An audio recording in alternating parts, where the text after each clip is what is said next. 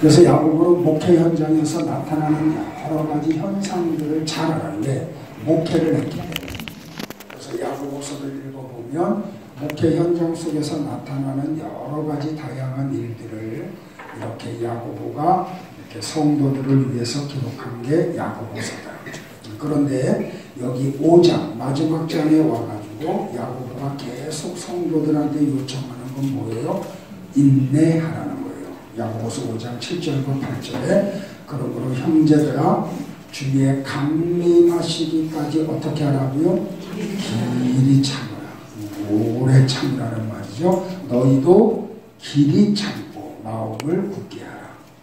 또 야고보서 5장 10절에서도 형제들아 주의 이름으로 말한 선지자들로 고난과 오래 참음의 본을 삼으라. 그리고 11절에서도 보라 인내하는 자를 우리가 복되다 하나니 너희가 욥의 인내를 들었고 라고 말하므로 지금 인내라고 하는 주제를 가지고 계속해서 말을 하죠. 자, 우리가 고난이 올 때 두 가지로 오죠. 하나는 사람으로부터 오는 아픔이 있어요. 야고보서 5장 7절에 2번, 그리고 8절에 1번, 10절에 1번씩 나타나는 헬라어 원어 성경을 보면 마크로두메오라는 단어를 썼어요. 길이 참으라, 길이 참으라. 그 단어가 전부 다 마크로두메오예요. 이 마크로두메오는 언제 쓰냐면 사람으로부터 어려움이 올 때 참을 것을 말할 때 쓰던 단어가 마크로두메오예요. 자, 이렇게 특별히 우리는 살다 보면 가진 자들로부터 없는 사람들이 어려움을 당할 때가 있죠. 야고보서 5장 4절, 5절, 6절에 보면 보라 너희 밭에 추수한 품꾼에게 주지 아니한 삭이 소리 지르며 추수한 자의 우는 소리가 망군의 주의 귀에 들렸느니라. 너희가 땅에서 사치하고 연락하여 도살의 날에 너희 마음을 살찌게 하였도다. 너희가 옳은 자를 정죄하였도다. 또 죽였도다. 그는 너희에게 대항하지 아니하였느니라. 요새 우리 사회에서는 이걸 뭐라 그래요? 갑질이라고 그러죠. 그죠? 갑과 을의 관계에서 힘 있는 갑이 힘이 없는 을의 사람들을 어렵게 할 때, 그때 이 힘없는 을의 사람들이 해야 될 것은 그들과 대항해서 싸울 수 있는 힘이 없죠. 그때 뭐 해야 된다고요? 인내해야 한다라고 이야기해요. 분노하거나 잘못된 행동을 해서는 안 된다고 이야기해요. 왜 그래요?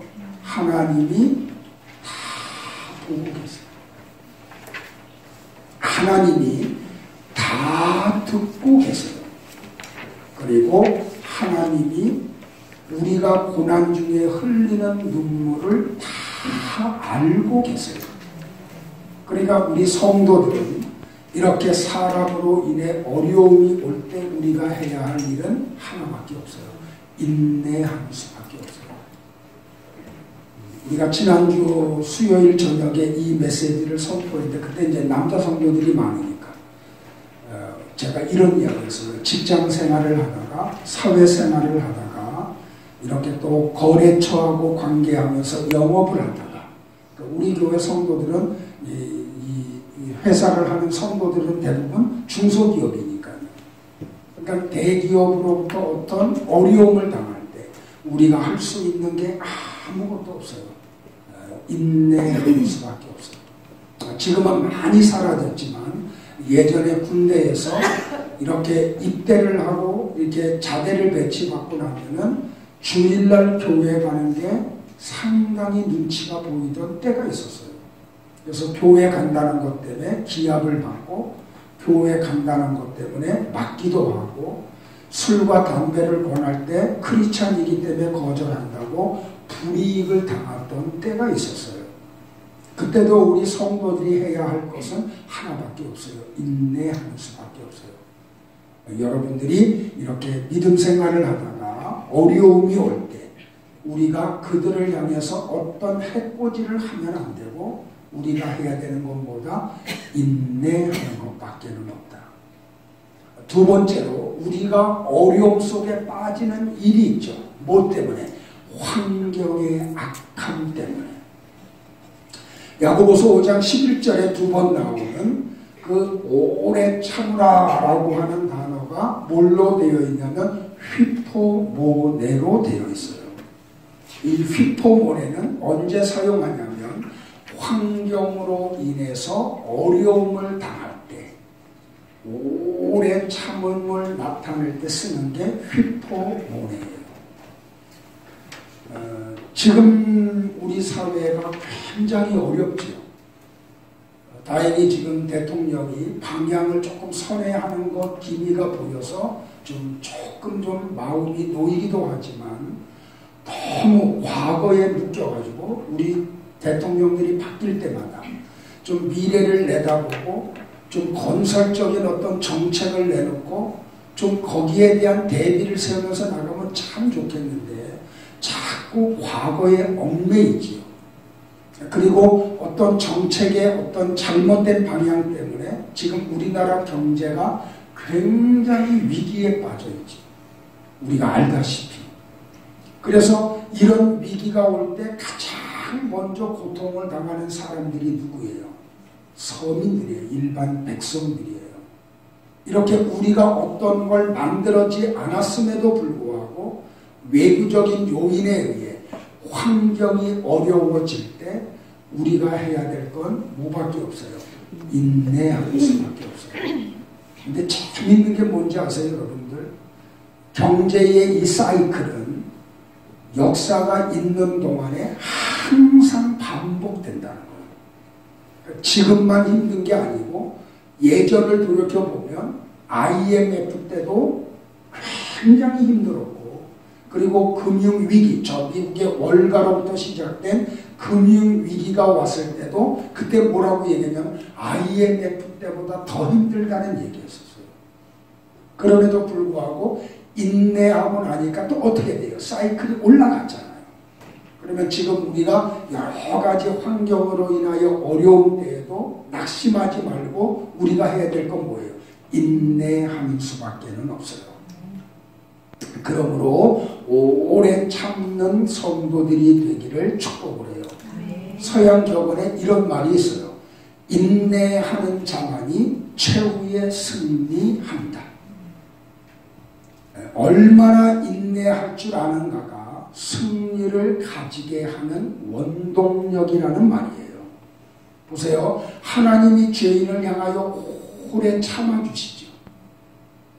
멀리 갈 필요도 없이 하나님이 나를 향하여 오래 참아주신 결과가 지금 내가 이렇게 믿음 안에 들어오게 된 거죠.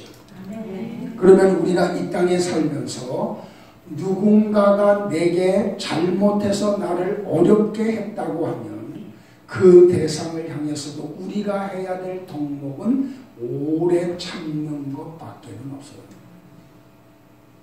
그러므로 끝까지 참은 사람이 대인이고 참지 못한 사람이 소인이라고 하는 것을 잊지 말아야 돼요.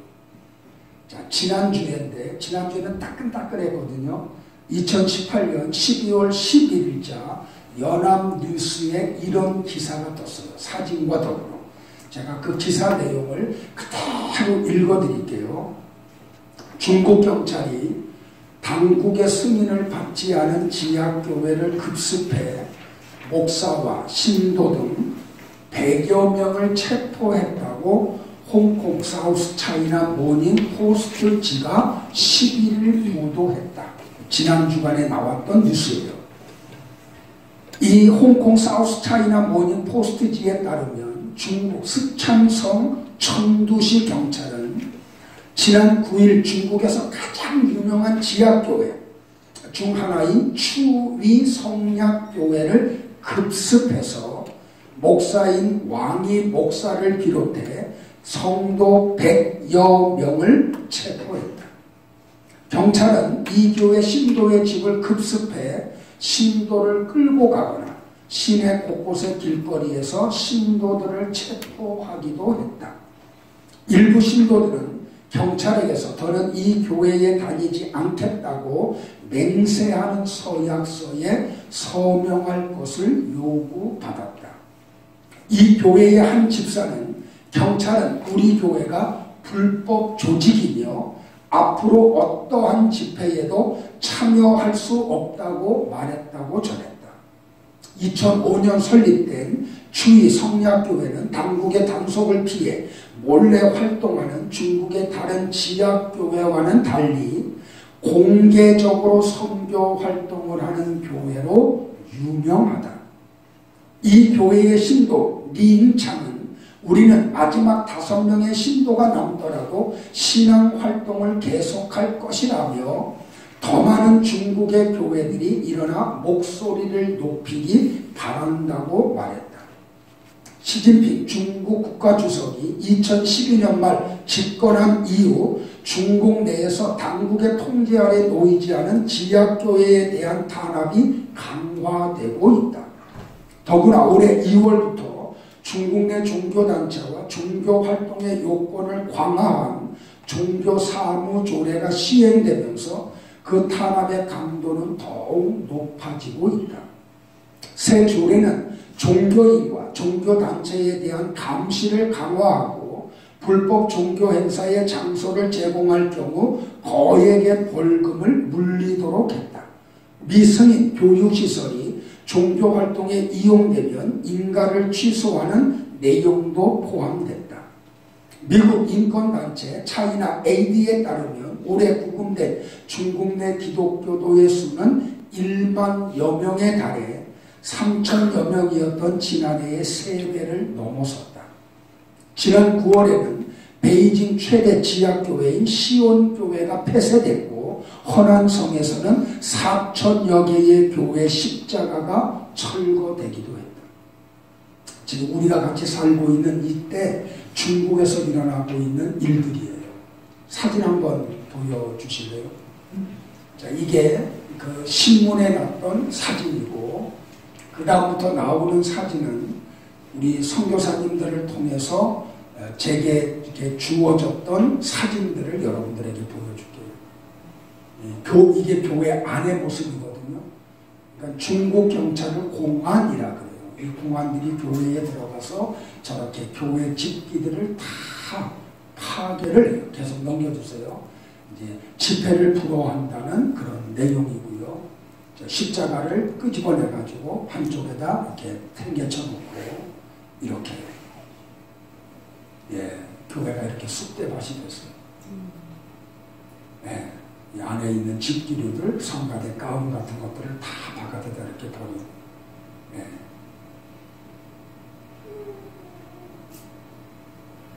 이렇게 우리가 지금 살고 있는 이때에도 또 다른 지구 한편에서는 이런 일들이 벌어지고 있어요. 그런데 그 성도들이 지금 할 수 있는 게 뭐예요? 인내밖에는 없어요. 그러니까 언제까지 인내해야 될까요? 언제까지? 자, 5장 7절에 보면 그러므로 형제들아 언제까지? 주의 강림하시기까지 길이 참아.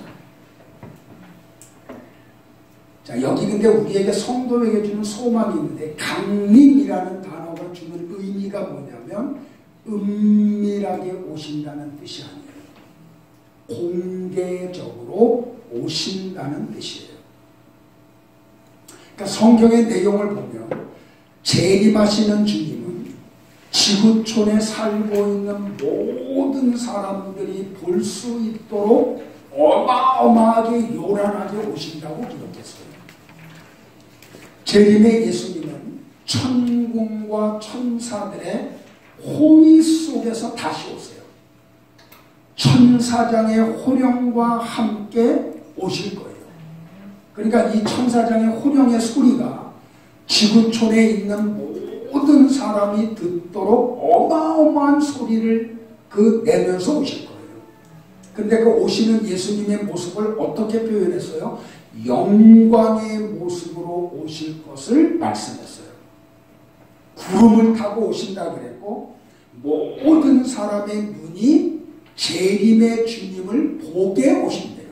심지어는 저 그 골고다 언덕에서 예수님을 창으로 찌는 자들도 보게 될 것이라고 요한은 요한계시록 1장 7절에서 말했어요.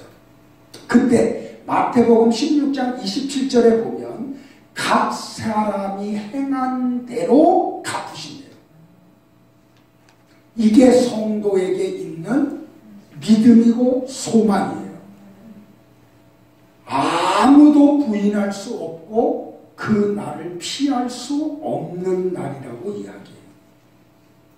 성도 여러분들, 우리가 이 땅에 살다 보면 때로는 이 세상이 참으로 참 슬픈 세상이다라는 생각을 들게 해요. 아, 사는 게 참 만만치 않다라고 말이에요. 그래서 환경이 점점 열악해지기 때문에 이렇게까지 참으며 살아야 되는가라고 하는 회의가 들을 수도 있어요. 자, 이렇게까지 우리가 좁은 길을 향해서 가야 되나라고 하는 그러한 마음이 들 수도 있어요. 그러면서도 나름대로의 유토피아를 꿈꾸며 살아가요. 그런데 우리가 이 세상에서 만나고 있는 아픔, 고난, 박해, 이 모든 또 우리가 소원하는 소원이 한순간에 이루어지는 날이 있어요. 원수들이 내게서 다 물러가고 그 악한 환경이 한 번에 급격하게 바뀌는 날이 있어요. 그 날이 언제예요? 예수님이 재림하시는 날이에요. 이 날은 반드시 있잖아요. 믿으세요? 그래서 우리는 그 날을 기다리는 성도들은 이 세상에서 사는 동안 바울이 표현했듯이 잠깐의 고난을 인내로 보내야 돼요. 그것은 사람과 환경으로 인해 찾아온 모든 고난을 인내로 보내는 거예요. 자, 초대교회 성도들 한번 찾아가 볼까요? 사도행전으로. 그 초대교회 성도들이 유무상통을 해요. 네 것 내 것 구별하지 않고 모든 재산을 팔아서 교회에다가 입임을 하고 교회가 이렇게 허락하는 대로 살았어요. 그들이 마음이 좋아서 그랬을까요? 아니에요, 여러분들. 이제 주님이 곧 오심을 믿었기 때문에 더는 물건을 가지고 있을 필요를 느끼지 못했고 더 많은 욕심을 부릴 필요가 없었던 거죠. 이 썩어빠질 육체에 집착할 필요가 없었던 거죠. 그럼 로마가 박해를 하는데도 불구하고 거기에 절망을 하지 않았던 거죠. 그래서 그들은 아낌없이 봉사할 수 있었고 마음껏 서로 사랑할 수 있었고 주저없이 순교할 수 있었던 거죠. 왜? 주님이 오시면 모든 게 역전됨을 확신했기 때문에. 그래서 초대교회 성도들이 직장에서 쫓겨나고 사회생활을 못하며 어려움을 당함에도 불구하고 서로 성도들이 만나면 그 암호 표시가 있죠. 물고기를 그려가지고 서로가 크리스찬임을 얘기하고 은밀하게 교제를 나눴잖아요. 그래서 드러내지 못하고 숨어서 서로를 위로하고 격려하고 그리고 믿음 생활을 했잖아요. 그러면서 만날 때마다 뭐라고 인사해요? 마라나타. 마라나타가 뭐예요? 주님 다시 오십니다. 이 믿음, 이 인사말이 그들을 고난에서 인내하도록 만들었다는 거예요. 우리 옆에 분들하고 같이 한번 인사할까요? 마라나타. 그래서 유명한 기독교 사업가였던 F.H. 테오도르라고 하는 분은 자기 사무실 책상 앞에 이런 글을 써놨대요. 어쩌면 오늘 주님께서 오실는지 모릅니다. 그건 우리가 알 수 없는 영역이잖아요. 그리고 반대편 벽에다가 이런 글을 써놨대요. 깨어 기도하라. 요새 새벽 예배가 얼마나 풍성한지 아세요? 요한서신 어제 오늘 정말 풍성하게 나왔어요. 야, 온 사람들만 알아요. 우리 옆에 분들하고 하면 또 교제예요. 깨어서 기도하세요. 제가 하여간 악착같이 여러분들하고 싸울 거니까. 그래서 이분은 항상 이 두 글씨, 어쩌면 오늘 주님께서 오실지 모른다. 그러므로 깨어서 기도하라. 그렇게 살았대요. 자, 5장 8절을 한번 같이 볼까요? 거기서 시작. 너희도 진리 참고 마음을 굳게 하라. 주의 강림이 어떻다고요? 가까우니라. 어제보다는 오늘이 더 가깝겠죠. 작년보다는 올해가 더 가깝겠죠. 올해보다는 내년이 더 가깝겠죠. 그러므로 인내하기를 축복을 해요. 그러면서 야고보 사도가 우리에게 우리가 본을 삼아야 될 인내의 모델 세 사람을 소개해줘요. 첫 번째는 누구예요? 농부들이에요. 그래서 과실수를 심고 있었어요. 근데 이 과실수가 열매를 맺으려고 하면 시간이 많이 기다려야 돼요. 근데 어떤 나그네가 이렇게 지나가다가 묘목을 심고 있는 노인네를 보니까 이분이 죽기 전에 그 과실수에서 열매를 수확할 수 없음을 이렇게 직감적으로 알 수 있었어요. 그래서 물어봤어요. 아니, 당신은 이 나무를 통해서 언젠가 열매를 맺을 것을 기대하고 그 열매를 수확할 것 기대하고 싶습니까? 라고 말했어요. 그랬더니 이 노인이 무표정한 얼굴로 이야기를 했대요. 내가 살아있는 동안에는 이 나무에서 과일을 내가 수확하지 못할 거라고. 그러니까 노인이 그렇다. 그러면 왜 그렇게 나무를 심느냐고. 그때 그가 하는 말이 뭐냐면, 내가 태어났을 때에도 우리 할아버지가 묘목을 심었기 때문에 그 할아버지가 심은 묘목에서 나는 열매를 내가 수확할 수가 있었다. 내가 지금 심는 이 묘목이 내가 살아있는 동안에 나에게 과일을 주지 못하지만, 그러나 우리 손주가 성장하고 나면 이 내가 심은 나무에서 열매를 수확하게 될 겁니다. 이것이 농부의 마음이죠. 그러니까 야고보는 크리스찬들에게, 이때 당시에는 1세기의 크리스찬들이잖아요. 믿음이라는 거 하나 때문에 그들은 사회에서 불이익을 당할 때였잖아요. 믿음이라는 거 하나 때문에 산 속에 숨어 지내야 됐잖아요. 그 양의 가죽을 쓰고 도망 다녀야 됐잖아요. 그러면서 그들에게 말하는 게 뭐예요? 참아, 인내하라. 언제까지? 주님이 오실 때까지. 자, 두 번째 성도들이 인내해야 될 본이 누구예요? 선지자들이에요. 자, 5장 10절을 또 볼까요? 같이 시작. 형제들아, 주의 이름으로 말한 선지자들로 고난과 오래 참음의 복을 삼으라. 자, 구약 성경에 많은 선지자들이 하나님의 보냄을 받아서 사역을 하고 가고 사역을 하고 갔지요. 한번 여러분들 한번 이름 한번 불러볼래요? 여러분들이 아는 구약의 선지자들 누구 있어요? 이사야, 예레미야, 끝. 엘리야, 에스겔, 다니엘, 엘리사, 끝. 많이 있어요. 그렇죠? 근데 여러분들 보세요. 이 선지자들의 사명이 뭐예요? 이 선지자들은 자기의 감정이나 의지를 따라서 살아가야 되는 사람들이 아니에요.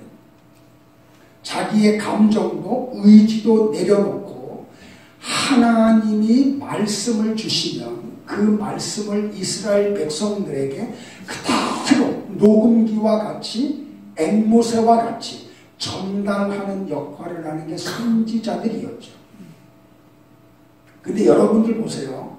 이 많은 선지자들 가운데 오늘 특별히 우리가 지난달, 이번 달하고 지난달에 큐티했던 예레미야 선지자를 한번 생각해 보세요. 엘리야 선지자는 그래도 나름대로 선지자 역할할 만한 어떤 순간순간 기쁨이 있었잖아요. 갑자기 디셉 사람 엘리야를 하나님이 선지자로 딱 만들어가지고 아하방한테 보내요.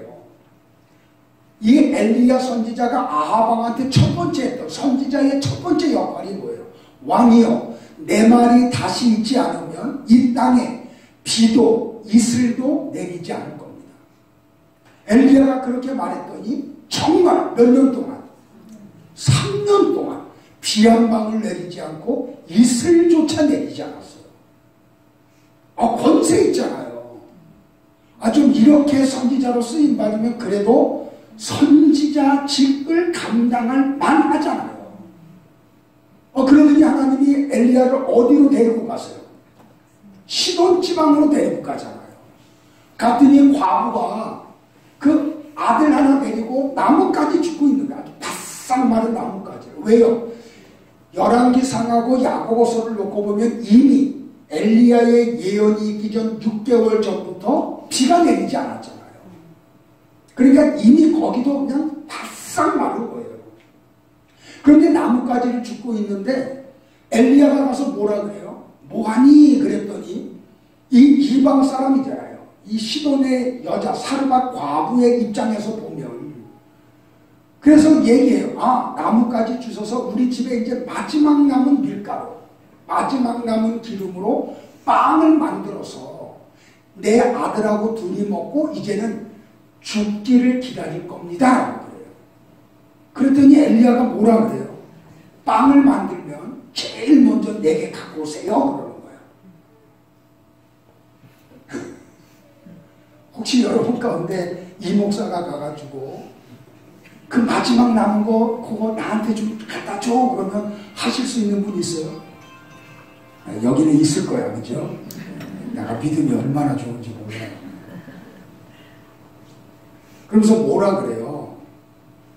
그러면 3년 동안, 남은 시간 동안 이 흉년이 언제 끝날지 모르지만 밀가루통에 가루가 떨어지지 않고 기름병에 기름이 마르지 아니할 거예요. 근데 이 사람은 크리스천도 아니잖아요. 하나님을 모르는 사람이에요. 근데 신비롭게 하나님이 은혜를 준 사람들은 하나님의 말씀에 반응을 해요.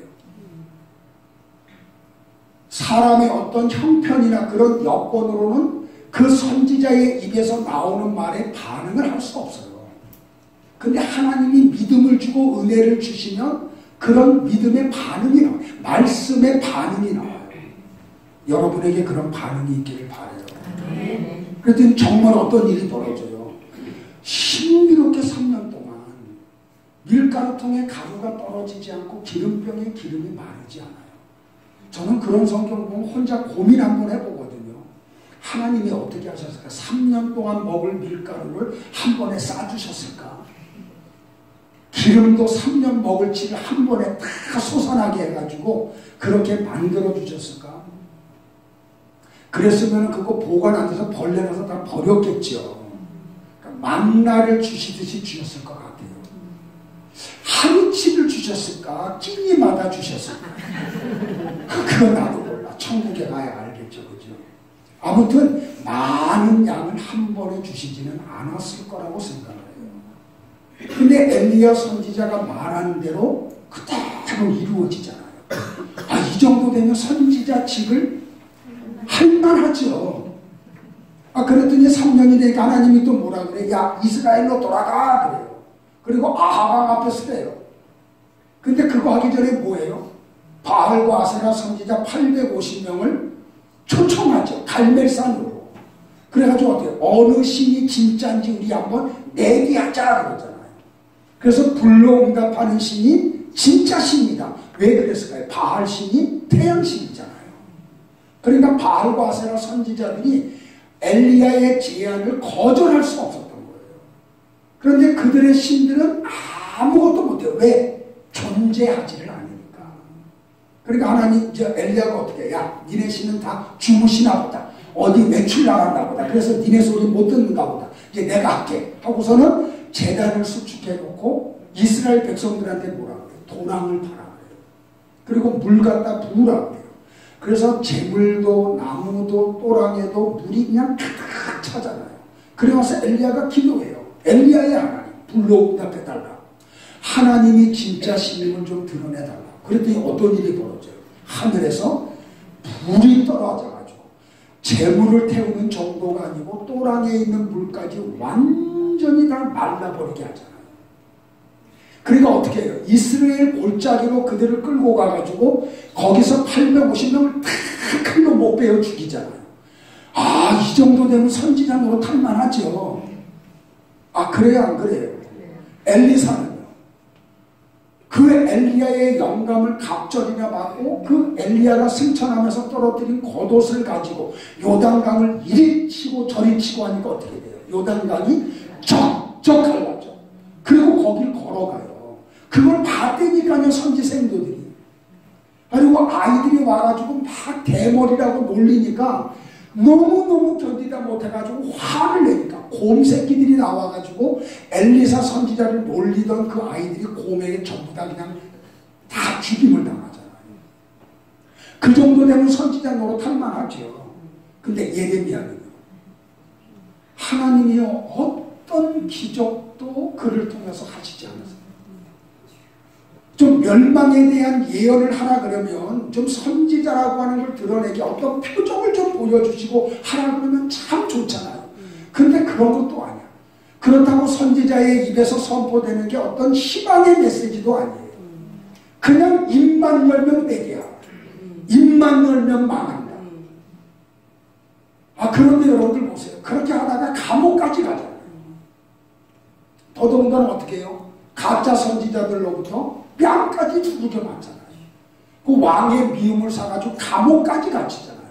그런데 보세요. 하나님이 감옥에 있는 예레미야를 또 찾아오죠. 찾아와가지고 뭐라 그래요? 야, 너 사촌 땅 사 그래요. 제가 예레미야 우리 새벽에 큐티하면서 그런 얘기했죠. 이거는요, 그나마 예레미야를 믿고 지지하던 사람들까지도 등 돌릴 일이에요. 왜? 망한다고 지금까지 얘기해놓고 이놈이 감옥에서는 엉뚱한 짓 하고 있잖아요. 용서하세요, 이놈이라 그래서. 아, 이스라엘 백성들 입장에서 볼 때, 유다 백성들 입장에서 볼 때. 엉뚱한 짓 하고 있는 거잖아요. 그러니까 자기 이속 챙기려고 지금 엉뚱한, 나라 망한다는 얘기해놓고 땅값이 싸지니까 뒤에서 땅 사고 있다고 소문날 거 아니에요. 그런데 그게 하나님의 말씀이에요. 이걸 하고 나면 오해를 살 수도 있고 그나마 지지하던 사람들까지도 등을 돌릴 수 있음에도 불구하고 하나님의 말씀이니까 그대로 다 실천해요. 이게 예레미야 선지자예요. 근데 예레미야가 어떻게 해요? 계속 이 메시지 선포하면서 인내해요. 언제까지요? 하나님의 말씀이 성취될 때까지. 근데 이스라엘 백성들, 유다 백성들은 어땠어요? 어려서부터 하나님의 말씀을 듣지 않기로 아예 마음 먹어버렸어요. 그게 몸에 아예 습관처럼 배겨버렸어요. 그래서 하나님이 선지자들을 보내서 그렇게 말씀함에도 불구하고 아예 귀에 담지도 않아요. 그런 가운데 하나님은 끊임없이 가서 선포하래요. 여러분들, 그래도 저는 여러 개 제 설교를 들으려고 하는 여러분들이 있잖아요. 사모하면서 오잖아요. 오늘은 또 하나님이 목사님을 통해서 무슨 말씀을 할까 기대하고 오잖아요. 그러니까 눈에서 막 바짝바짝 빛이 나잖아요. 아, 그러니까 목사직 할만하죠. 근데 예레미야는 그것도 아니잖아요. 다 안 들었잖아요. 다 듣기 싫어하잖아요. 그런데 하나님은 또 가래요. 또 가래요. 가서 또 말하래요. 그리고 인내하고 가서 전해요. 그리고 그는 선포를 해요. 뭐밖에 없어요. 참는 수밖에 없어요. 하나님의 말씀이 이루어질 때까지. 이게 선지자들이 살았던 삶이었다는 거예요. 그러니까 백성들로부터 오해를 받아, 미움을 받아, 조롱을 당하고 매를 맞기도 하고 감옥에 갇히기도 하고. 그런데 끊임없이 하나님의 말씀은 선포를 해야 돼요. 그런 가운데 예레미야가 할 수 있는 건 아무것도 없어요. 참는 수밖에 없어요.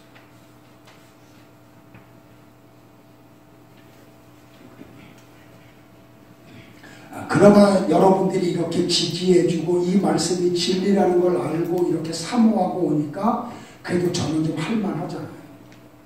그런 가운데도 또 이렇게 말씀에 부딪혀서 떠나는 분들을 보면은 한쪽에서 막 힘듦이 나타나요.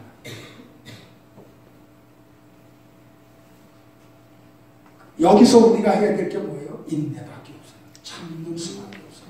왜? 이게 진리니까. 이 진리의 말씀이 성취될 날이 반드시 도래할 거니까. 세 번째는 우리에게 모델로 준 사람이 누구예요? 욥이에요. 자, 5장 11절 같이 볼까요? 시작. 인내하는 자를 우리가 복되다 하나니 너희가 욥의 인내를 들었고 주께서 주신 결과를 보았거니와 주는 가장 자비하시고 궁핍히 여기는 자신이라. 자, 욥의 모델, 인내의 모델로 야고보가 욥을 들어요. 우리 너무 잘 알잖아요. 못 살다가 조금 사라지면은 괜찮죠. 근데 잘 살다가 하루아침에 망해가지고 그냥 그 밑바닥에 내려가. 이거 너무 견디기 어렵죠. 근데 욥이 그랬잖아요. 지금으로 말하면 욥의 재산이 몇 조, 우리나라 돈으로 몇 조 원이 돼요. 근데 하루아침에 그 돈이 다 없어져. 우리나라 말에 이런 말이죠. 부자가 망해도 3년은 먹을 게 있다고 그러잖아요. 근데 욥은 그러지도 않잖아요. 거기다 내가 어때요? 10명의 자식이 하루아침에 다 죽어요.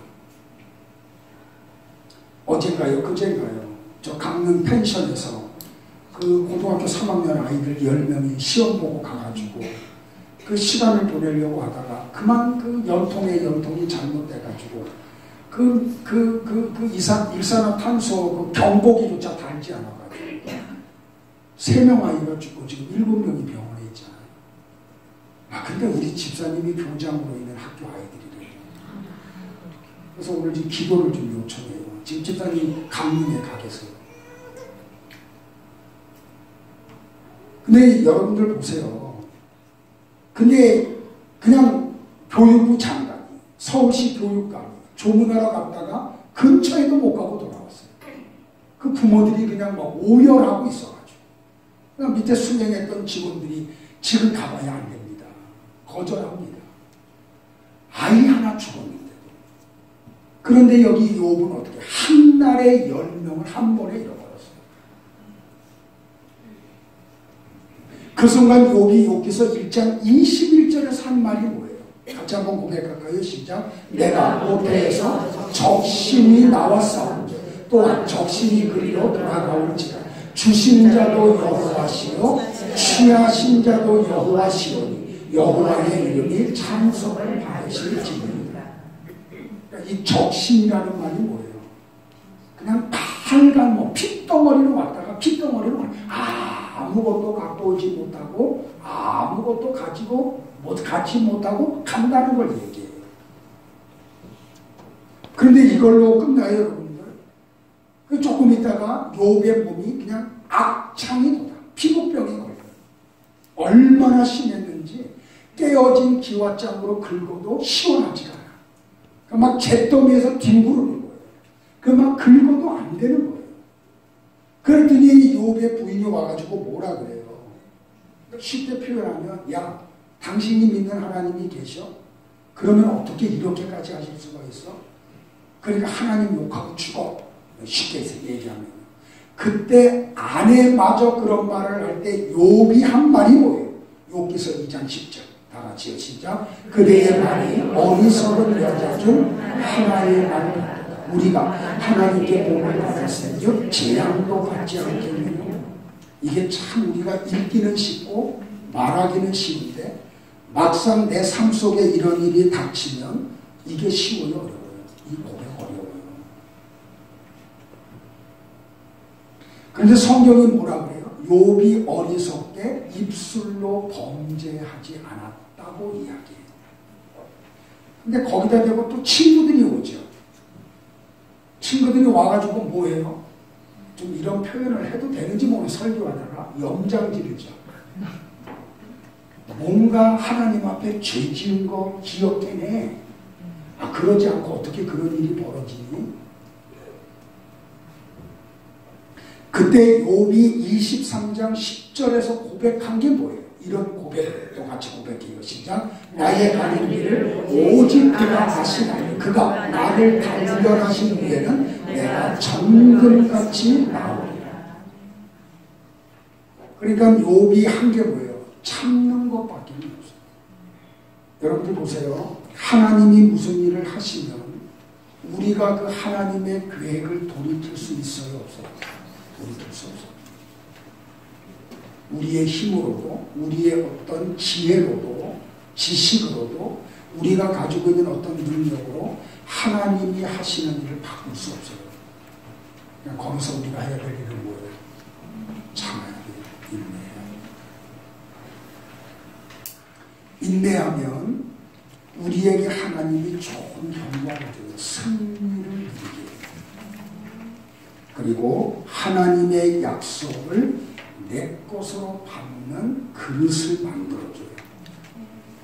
그러니까 인내는 약속과 성취 사이의 시차를 채우는 덕이다라는 말이 있어요. 메모하실 때 이거는 너무 멋있어요. 인내는 하나님의 약속과 그 약속의 성취 사이에 시간을 채우는 덕이다. 하나님이 우리에게 성도에게 약속을 하잖아요. 그러면 그게 성취될 게 반드시 있죠. 왜? 하나님의 말씀은 진리이기 때문에 반드시 이루어지잖아요. 그러면 그 사이에 우리가 해야 될 덕목은 딱 하나예요. 인내하는 거예요. 그랬더니 욥기서 42장 10절에서 이렇게 말씀을 하세요. 같이 봐요. 시작. 여호와께서 욥의 공경을 돌이키시고 욥에게 그전 소요보다 갑절이나 주시는지라. 그죠? 자, 42장 12절 시작. 여호와께서 욥의 모년에 복을 주사 처음 복보다 더하게 하시니. 근데 여러분들 욥기서 읽으면서 조금 이 사람들이 너무 좀 약삭빠르다는 거 못 느껴요? 욥이 어려움을 당하니까 개미 새끼 한 마리 안 보이다가 42장 10절에서 하나님이 욥의 공경을 돌이키시고 그 1장의 고난이 오기 전에 그 주셨던 것보다 배나 더 주고 나니까 사람들이 그때 먹을 거 싸가지고 오죠. 없을 때 좀 갖다 주지. 있을 때 가져오기 그거 소용없잖아요. 아무튼 인내하기를 축복을 해요. 작년인가요? 작년으로 제가 기억하는데 올해인가요? 우리가 책 한 권 속에서 다 같이 읽었죠.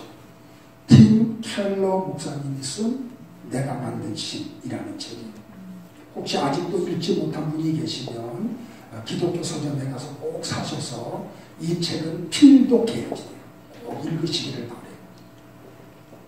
그런데 그분이 최근에 또 한 권 책을 썼는데 그 책 제목이 뭐냐면 고통에 답하다라는 책이 있어요. 이 책도 꼭 읽어보세요.